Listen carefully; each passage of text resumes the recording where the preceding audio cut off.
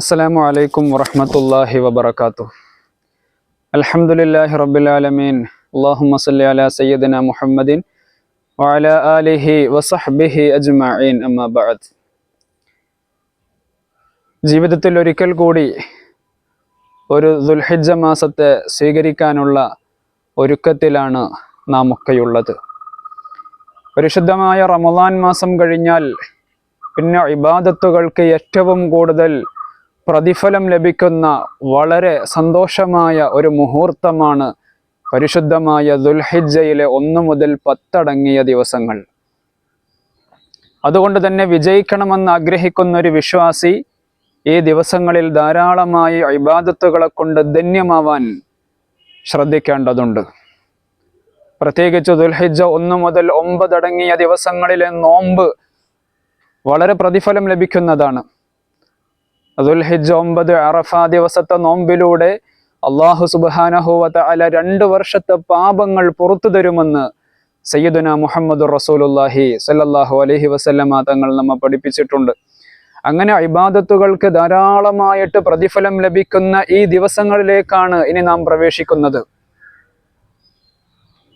ഇന്ന് നമ്മളിവിടെ സംസാരിക്കുന്നത് ബലിപെരുന്നാളിൻ്റെ ദിവസത്തിൽ അതിനോടനുബന്ധിച്ചുള്ള ദിവസങ്ങളിൽ നാം നടത്തേണ്ടുന്ന ഉളഹിയ്യത്ത് കർമ്മത്തെ സംബന്ധിച്ചാണ്.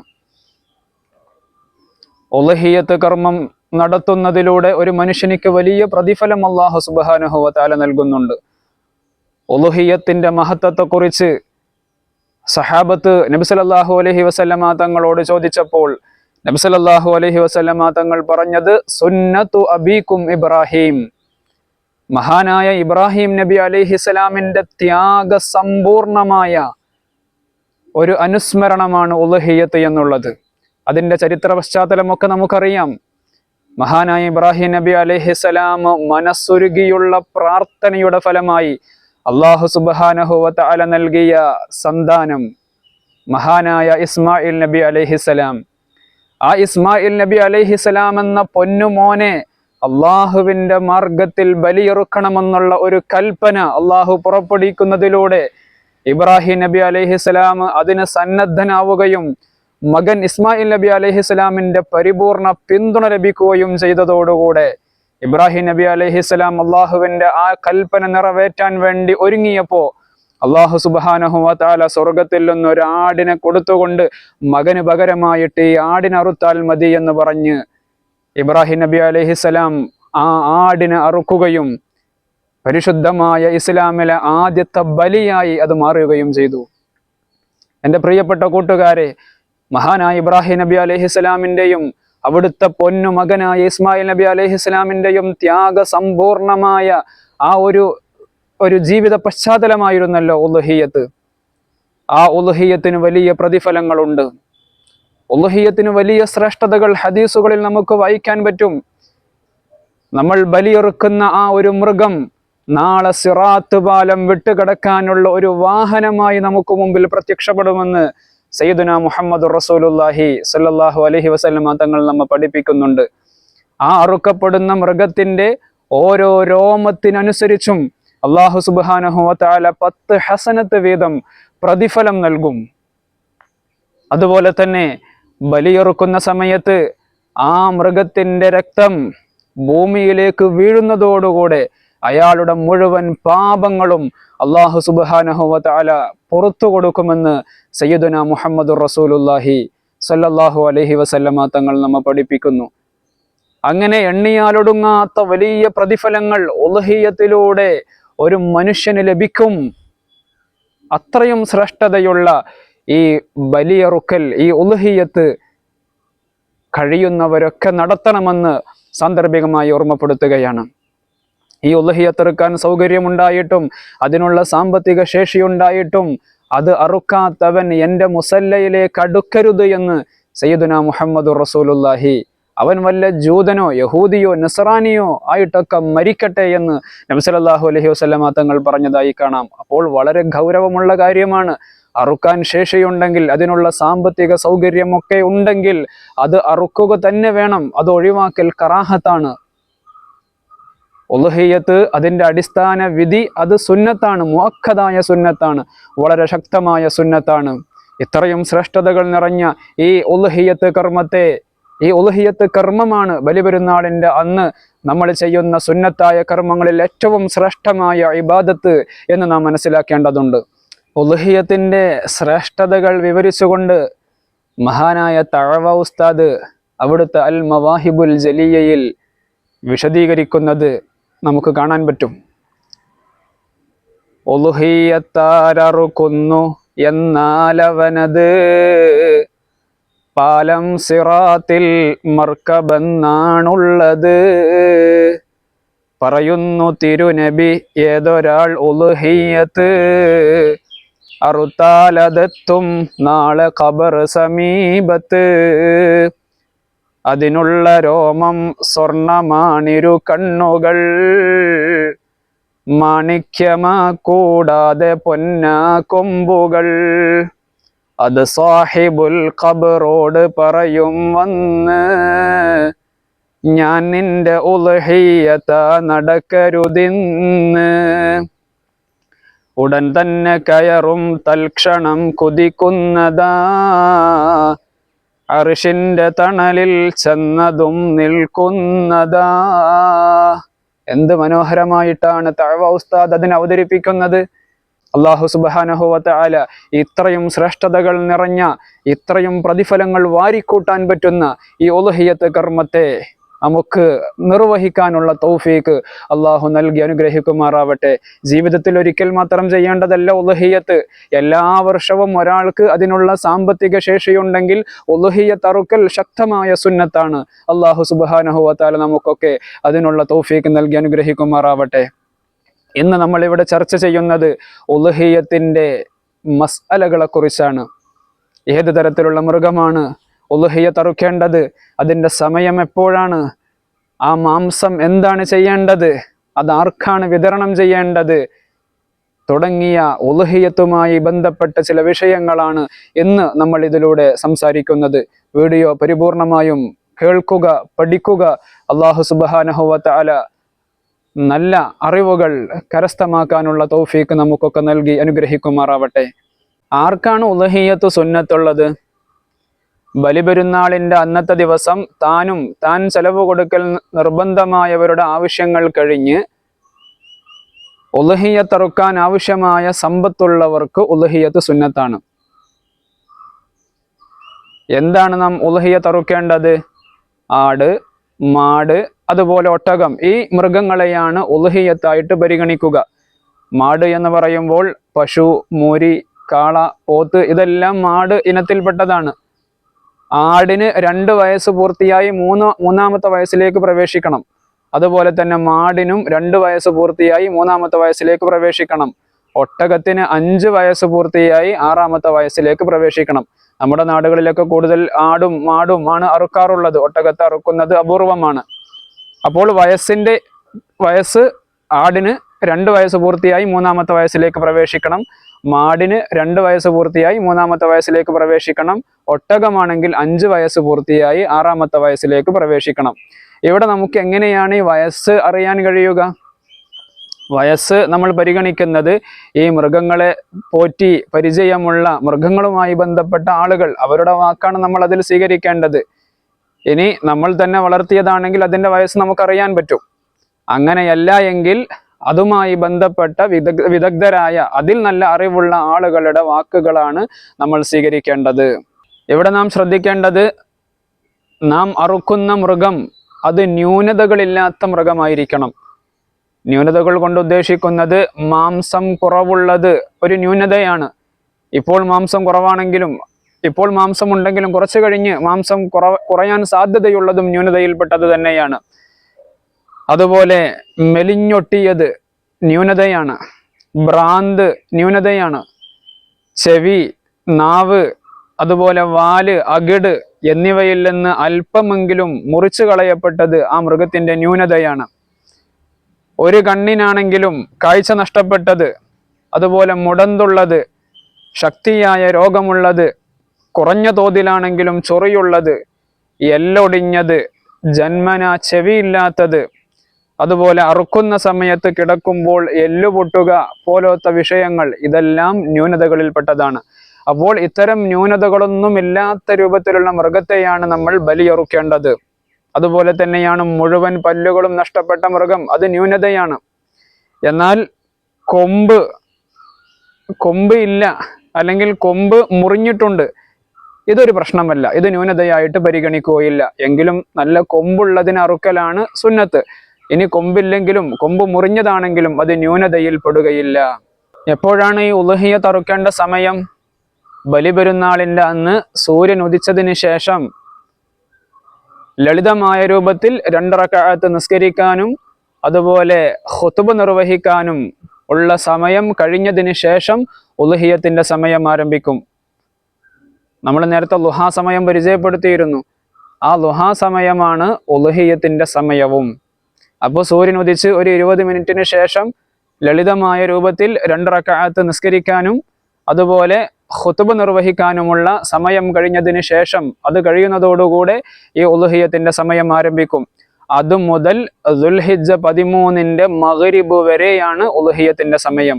ഈ സമയത്തിൽ ഏതെങ്കിലും ഒരു സമയത്ത് ഉളുഹിയ്യത്ത് അറുക്കുകയാണ് വേണ്ടത്. ദുൽഹിജ്ജ 13 മഗ്രിബിന് ശേഷം അറുക്കാൻ പാടില്ല. അതിനുശേഷം അറുത്താൽ അത് ഉളുഹിയ്യത്തായി പരിഗണിക്കുകയില്ല. ഇനി നേർച്ചയാക്കിയതാണെങ്കിൽ ആ ഉളുഹിയ്യത്ത് നേർച്ചയാക്കിയതാണെങ്കിൽ 13 മഗ്രിബ് വരെ അയാൾ അറുക്കുകയും ചെയ്തിട്ടില്ല എങ്കിൽ മഗ്രിബിന് ശേഷം രാത്രിയിലും അറുക്കാവുന്നതാണ്. പക്ഷേ ആ പിന്തിച്ചു വെച്ചതിന്, നീട്ടിവെച്ചതിന് അയാൾ കുറ്റക്കാരനാവുകയും ചെയ്യും.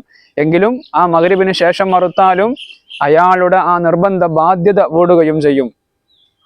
അപ്പോൾ ഉളുഹിയ്യത്തിന്റെ സമയം ബലിപെരുന്നാളിൻ്റെ അന്ന് സൂര്യൻ ഉദിച്ച് ഏകദേശം ഒരു 20 മിനിറ്റിന് ശേഷം ചെറിയ രൂപത്തിൽ 2 റക്അത്ത് നിസ്കരിക്കാനും ഖുതുബയുടെയും ഒക്കെ സമയം കഴിയുന്നതോടുകൂടെ, അതിനുള്ള ഒരു സമയം കഴിയുന്നതോടുകൂടെ ഉളുഹിയ്യത്തിന്റെ സമയം ആരംഭിക്കും. അതുമുതൽ ദുൽഹിജ്ജ 13 മഗ്രിബ് വരെ ഈ ഉളുഹിയ്യത്ത് അറുക്കാനുള്ള സമയമാണ്.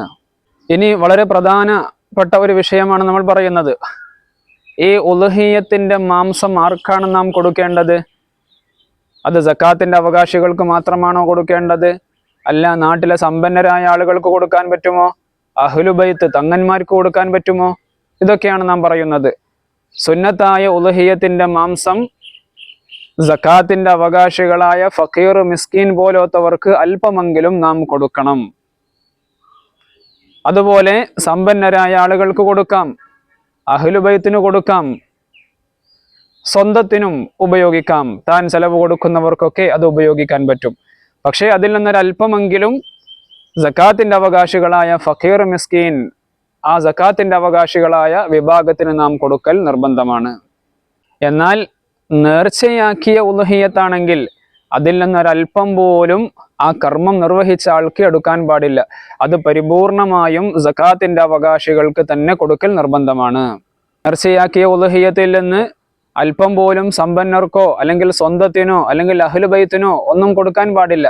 അത് പരിപൂർണമായും നൽകേണ്ടത് സക്കാത്തിന്റെ അവകാശികളായ ഫക്കീർ, മിസ്കീൻ പോലത്തെ സക്കാത്തിന്റെ അവകാശികൾക്ക് തന്നെയാണ് കൊടുക്കേണ്ടത്. ഇനി പലർക്കും ഉണ്ടാകുന്ന ഒരു സംശയമാണ്, ഈ ഉളുഹിയ്യത്തിന്റെ മാംസം അമുസ്ലിംകൾക്ക് കൊടുക്കാൻ പാടുണ്ടോ എന്നുള്ളത്. ഒരിക്കലും അത് അമുസ്ലിമീങ്ങൾക്ക് കൊടുക്കാൻ പാടില്ല. അത് വേവിച്ചിട്ടോ വേവിക്കാതെയോ ഒരു നിലക്കും അമുസ്ലിംകൾക്ക് കൊടുക്കാൻ പാടില്ല.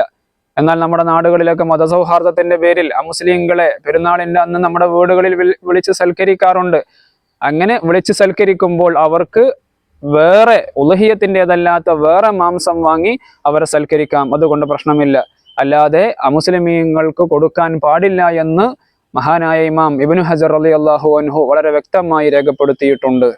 ഉളുഹിയ്യത്തിന് നിയ്യത്ത് നിർബന്ധമാണ്. പരിശുദ്ധമായ ഇസ്ലാമിൽ ഏതൊരു കർമ്മവും സ്വീകരിക്കപ്പെടണമെങ്കിൽ നിയ്യത്ത് നിർബന്ധമാണ്. നിയ്യത്തില്ലാതെ ഒരു അമലും സ്വീകരിക്കുകയില്ല. ഉളുഹിയ്യത്തിന്റെ നിയ്യത്ത് നമ്മൾ ആ മൃഗത്തെ വേർതിരിക്കുന്ന സമയത്ത്, അല്ലെങ്കിൽ അറവിന്റെ മുമ്പ്, അല്ലെങ്കിൽ അറുക്കുന്ന ആ സമയത്ത് ഒക്കെയാണ് നമ്മൾ നിയ്യത്ത് വെക്കേണ്ടത്. എന്താണ് നിയ്യത്ത് വെക്കേണ്ടത്? നവൈതു സുന്നത്തൽ ഉളുഹിയ്യ, ഉളുഹിയ്യത്ത് എന്ന സുന്നത്ത് ഞാൻ നിർവഹിക്കുന്നു, ഇതാണ് നിയ്യത്ത്. അപ്പോൾ ഈ നിയ്യത്ത് നാവ് കൊണ്ട് ഉച്ചരിക്കൽ സുന്നത്താണ്. പക്ഷേ നമ്മുടെ ഖൽബിൽ, മനസ്സിൽ അത് കരുതൽ നിർബന്ധമാണ്. നിയ്യത്ത് എന്ന് വെച്ചാൽ തന്നെ കരുതുക എന്നുള്ളതാണല്ലോ. അപ്പോൾ നാവ് കൊണ്ട് പറയൽ സുന്നത്താണ്, പക്ഷെ അതിലുപരി നമ്മുടെ ഖൽബിൽ ആ നിയ്യത്തുണ്ടാവൽ നിർബന്ധമാണ്. അപ്പോൾ ഒന്നുകിൽ ആ മൃഗത്തെ നിർണയിക്കുന്ന സമയത്തോ അല്ലെങ്കിൽ അറുക്കുന്നതിന് മുമ്പോ അല്ലെങ്കിൽ അറുക്കുന്ന സമയത്തോ ഒക്കെ ആയിട്ട് നിയ്യത്ത് വെക്കൽ നിർബന്ധമാണ്. ഇനി ഈ നിയ്യത്ത് മറ്റൊരാളെ ഏൽപ്പിക്കാൻ പറ്റും. ഇപ്പോൾ ഒരുപക്ഷെ ഈ ഉളുഹിയ്യത്ത് നിർവഹിക്കുന്ന ആൾ അയാൾക്ക് അറുക്കാൻ കഴിയില്ലെങ്കിൽ, അയാൾക്ക് സ്വന്തമായിട്ട് അറുക്കാൻ കഴിയില്ലെങ്കിൽ സ്വാഭാവികമായിട്ട് മറ്റൊരാളെ ഏൽപ്പിക്കും. അപ്പോൾ ആ അറുക്കുന്ന ആളെയും നിയ്യത്ത് ഏൽപ്പിക്കാം, പ്രശ്നമില്ല. ഏതായാലും നിയ്യത്ത് നിർബന്ധമാണ്. ഈ ഉളുഹിയ്യത്ത് കർമ്മം സ്വന്തമായിട്ട് ചെയ്യാൻ കഴിയുമെങ്കിൽ അങ്ങനെ ചെയ്യുക. നമ്മൾ നേരത്തെ പറഞ്ഞു ആട്, മാട്, ഒട്ടകം ഇവയാണ് ഉളുഹിയ്യത്തിന്റെ മൃഗങ്ങൾ എന്ന് നേരത്തെ പറഞ്ഞു. എന്നാൽ ആടിൽ ഷെയർ പാടില്ല, ആട് സ്വന്തമായിട്ട് തന്നെ അറുക്കണം. എന്നാൽ മാട്, ഒട്ടകം ഇവയിൽ 7 ആളുകൾക്ക് വരെ ഷെയർ കൂടാൻ പറ്റും. അപ്പോൾ 7 ആളുകൾ കൂടിയിട്ട് ഒരു മാട് വാങ്ങി അറുക്കാം. അപ്പോൾ 7 ആൾക്കും ഉളുഹിയ്യത്തിന്റെ പ്രതിഫലം ലഭിക്കും. 2 ആൾ കൂടി അല്ലെങ്കിൽ 3 ആൾ കൂടി ഒരു മാടിനെ വാങ്ങാം. 7 വരെ ഓഹരി കൂടാൻ പറ്റും, ഷെയർ കൂടാൻ പറ്റും. 8ാമതായി ഒരാൾ അതിൽ ചേർക്കാൻ പാടില്ല. അങ്ങനെ 8 ആൾ കൂടിയിട്ട് ഒരു മാടിനെ ഒരാൾ വാങ്ങി അറുത്താൽ ആർക്കും ഉളുഹിയ്യത്ത് ലഭിക്കുകയില്ല. 7 വരെ ഓഹരി ചേരാൻ പറ്റും, 7ന്റെ അപ്പുറത്തേക്ക് ഓഹരി ചേരാൻ പാടില്ല. അങ്ങനെ ചേരുന്ന പക്ഷം ആർക്കും ഉളുഹിയ്യത്ത് ലഭിക്കാതെ പോകും. ആ കാര്യം പ്രത്യേകം ശ്രദ്ധിക്കുക. ഇവിടെ നാം ശ്രദ്ധിക്കാനുള്ള മറ്റൊരു വിഷയം, ഉളുഹിയ്യത്ത് ഉദ്ദേശിക്കുന്ന ആളുകൾ ദുൽഹിജ്ജ 1 മുതൽ ആ അറുക്കുന്നത് വരെ അവരുടെ ശരീരത്തിൽ നിന്ന് രോമങ്ങളോ നഖങ്ങളോ ഒന്നും നീക്കം ചെയ്യാതിരിക്കൽ സുന്നത്താണ്. കാരണം അള്ളാഹുവിൻ്റെ പാപമോചനം ലഭിക്കുന്ന സമയത്ത് നമ്മുടെ ശരീരത്തിൻ്റെ ആ ഭാഗങ്ങളൊക്കെ അതിൽ ഉൾപ്പെടാൻ വേണ്ടിയാണ്. അതുകൊണ്ട് ദുൽഹിജ്ജ 1 മുതൽ അറുക്കുന്നത് വരെ ശരീരത്തിൽ നിന്ന് രോമങ്ങളോ അതുപോലെ നഖങ്ങളോ ഒന്നും നീക്കം ചെയ്യാതിരിക്കലാണ് സുന്നത്ത്. ഇനി ഒരാൾ തന്നെ 2 ഉളുഹിയ്യത്ത് നടത്തുന്നുണ്ടെങ്കിൽ 1ാമത്തെ അറുക്കലോടുകൂടെ ആ ഒരു കറാഹത്ത് നീങ്ങിപ്പോവും. എന്ന് വെച്ചാൽ 1ാമത്തെ അറുക്കലോടുകൂടെ പിന്നെ അയാൾക്ക് എന്ത് ചെയ്യാം, അയാളുടെ ശരീരത്തിലുള്ള രോമങ്ങൾ അതുപോലെ നഖങ്ങളൊക്കെ നീക്കം ചെയ്യാൻ പറ്റും. ഈ ഉളുഹിയ്യത്ത് കർമ്മത്തിലൂടെ നമുക്ക് അഖീഖയും ലഭിക്കും. അഖീഖ എന്ന് പറഞ്ഞാൽ ഒരു കുട്ടി ജനിച്ചാൽ ആ കുട്ടിയുടെ പേരിൽ അറുക്കുന്നതാണല്ലോ അഖീഖ. പ്രായപൂർത്തിയാകുന്നത് വരെ ആ അഖീഖ പിതാവിൻ്റെ പേരിലാണ് ആ ഒരു ബാധ്യത നിലനിൽക്കുന്നത്. പ്രായപൂർത്തിയായതിനു ശേഷം മക്കൾക്ക് സ്വന്തമായിട്ട് അറുക്കാൻ കഴിയുമെങ്കിൽ അങ്ങനെ അറുത്ത് ആ ബാധ്യത വീട്ടാം, അല്ലെങ്കിൽ അത് പിതാവാണ് നിർവഹിക്കേണ്ടത്. അപ്പോൾ ഒരാൾ ഉളുഹിയ്യത്ത് അറുക്കുകയാണെങ്കിൽ അതിൻ്റെ കൂടെ അഖീഖയും കരുതിയാൽ ഉളുഹിയ്യത്തിന്റെ പ്രതിഫലവും അതുപോലെ അഖീഖയുടെ പ്രതിഫലവും ലഭിക്കും. ഉദാഹരണം, ഒരാൾ ഒരു മാട് വാങ്ങി അറുക്കുകയാണ്. അങ്ങനെ മാട് വാങ്ങുമ്പോൾ നമ്മൾ നേരത്തെ പറഞ്ഞു 7 ആളുകൾക്ക് വരെ അതിൽ ഷെയർ കൂടാൻ പറ്റും. അപ്പോൾ ഈ മാട് അറുക്കുന്ന സാഹചര്യത്തിൽ ഒരാൾക്ക് 6 മക്കളുണ്ട്. 6 മക്കൾക്ക് വേണ്ടിയും അയാൾ അഖീഖ അറുത്തിട്ടില്ല, നേരത്തെ അറുത്തിട്ടില്ല. അങ്ങനത്തെ ഒരു സാഹചര്യമാണുള്ളത് എങ്കിൽ ആ മാടിനെ അറുക്കുന്നതോടുകൂടെ അയാളുടെ ഉളുഹിയ്യത്തും തൻ്റെ ഈ 6 മക്കളുടെ അഖീഖയും അതിൽ ഉൾപ്പെടുത്താൻ സാധിക്കും. അതുകൊണ്ട് അങ്ങനെ താല്പര്യമുള്ളവർ അങ്ങനെയും ആ ഒരു മാർഗവും സ്വീകരിക്കാം. ഏതായാലും ഉളുഹിയ്യത്തിന്റെ പ്രതിഫലവും അതുപോലെ അഖീഖയുടെ പ്രതിഫലവും അതിലൂടെ ലഭിക്കും. ഇനി ശ്രദ്ധിക്കാനുള്ളൊരു വിഷയം, ഒരാൾ ഉളുഹിയ്യത്ത് കരുതി, എന്നാൽ അയാൾ സ്വന്തം നാട്ടിൽ തന്നെ അറുക്കേണ്ടതുണ്ടോ, അതോ ഇനി വേറെ ഏതെങ്കിലും സ്ഥലത്ത് നമ്മൾ പണം കൊടുത്ത് അവിടെ മറ്റൊരാളെ കൊണ്ട് അറുപ്പിക്കാൻ പറ്റുമോ? അങ്ങനെ പറ്റും. പക്ഷേ എങ്കിലും ആ അറുക്കുന്ന സമയത്ത് നമ്മൾ അവിടെ ഹാജരാവൽ അത് സുന്നത്താണ്. നമ്മൾ പണം കൊടുത്ത് വേറൊരു സ്ഥലത്ത് മറ്റൊരാളെ വക്കാലത്താക്കി ഏൽപ്പിച്ചുകൊണ്ട് അവിടെ വേറൊരു സ്ഥലത്ത് ഉളുഹിയ്യത്ത് അറുപ്പിക്കാം, അതും അനുവദനീയമാണ്. ഈ ഉളുഹിയ്യത്തിന്റെ മാംസം നാം വിതരണം ചെയ്യുമ്പോൾ ശ്രദ്ധിക്കേണ്ടുന്ന ഒരു കാര്യം, ഉളുഹിയ്യത്ത് അറുത്ത നാട്ടിലെ സകാത്തിന്റെ അവകാശികളായ ആളുകൾക്ക് അതിൽ നിന്ന് അല്പമെങ്കിലും കൊടുക്കൽ നിർബന്ധമാണ്. ആ നാട്ടിലെ സകാത്തിന്റെ അവകാശികളായ ആളുകൾക്ക് അല്പവും കൊടുക്കാതെ, ഒട്ടും കൊടുക്കാതെ ആ നാട്ടിൽ നിന്ന് മറ്റൊരു നാട്ടിലേക്ക് ആ മാംസത്തെ നീക്കം ചെയ്യൽ നിഷിദ്ധമാണ്. അതുകൊണ്ട് അറവ് നടത്തിയ ആ നാട്ടിലെ സകാത്തിന്റെ അവകാശികളായ ആളുകൾക്ക് അല്പമെങ്കിലും മാംസം കൊടുക്കൽ നിർബന്ധമാണ്. ആ കാര്യത്തെ വളരെയധികം ശ്രദ്ധിക്കേണ്ടതുണ്ട്. അപ്പോൾ നമ്മൾ വേറൊരു നാട്ടിലാണ് അറവ് നടത്തിയത്, അല്ലെങ്കിൽ പണം കൊടുത്ത് വേറൊരാളെ ഏൽപ്പിച്ച് മറ്റൊരു നാട്ടിലാണ് അറവ് നടത്തിയത് എങ്കിൽ അവിടുത്തെ ആ ഫക്കീർ മിസ്കീന്മാർക്ക് നിർബന്ധമായിട്ടും ഒരല്പം കൊടുക്കൽ നിർബന്ധമാണ്. അല്ലാതെ അവർക്ക് തീരെ കൊടുക്കാതെ അന്യനാട്ടിലേക്ക് അതിനെ നീക്കം ചെയ്യൽ നിഷിദ്ധമാണ്. എന്നാൽ നേർച്ചയാക്കിയ ഉദ്ഹിയത്താണെങ്കിൽ മുഴുവനായിട്ടും ആ നാട്ടിലെ സക്കാത്തിന്റെ അവകാശികൾക്കാണ് ആ മാംസം വിതരണം ചെയ്യേണ്ടത്. ഈ കാര്യം നാം പ്രത്യേകം ശ്രദ്ധിക്കേണ്ടതുണ്ട്. ഇനി ഉദ്ഹിയത്തുമായി ബന്ധപ്പെട്ട ഏകദേശം വിഷയങ്ങളൊക്കെ നമ്മൾ ചർച്ച ചെയ്തു. ഇനിയും ആർക്കെങ്കിലും വല്ല സംശയങ്ങളും ഉണ്ടെങ്കിൽ അത് കമൻ്റായി രേഖപ്പെടുത്താം. ഇൻഷാ അല്ലാഹ് സാഹചര്യം പോലെ അതിനുള്ള മറുപടി നൽകുന്നതാണ്. അല്ലാഹു സുബ്ഹാനഹു വ തആല കാര്യങ്ങളൊക്കെ നല്ല രൂപത്തിൽ മനസ്സിലാക്കി അവൻ പൊരുത്തപ്പെട്ട രൂപത്തിൽ ഇബാദത്തുകളൊക്കെ ചെയ്ത് സന്തോഷത്തോടെ അതിൻ്റെ പ്രതിഫലങ്ങളൊക്കെ കരസ്ഥമാക്കാൻ അള്ളാഹു നമുക്കൊക്കെ തൗഫീഖ് നൽകി അനുഗ്രഹിക്കുമാറാവട്ടെ.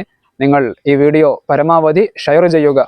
അള്ളാഹു സുബ്ഹാനഹു വ തആല നന്മകൾ ധാരാളമായി നമ്മുടെ ജീവിതത്തിൽ അധികരിപ്പിക്കാനുള്ള തൗഫീഖ് നമുക്കൊക്കെ നൽകി അനുഗ്രഹിക്കുമാറാവട്ടെ. അസ്സലാമു അലൈക്കും വറഹ്മത്തുള്ളാഹി വബറകാതുഹു.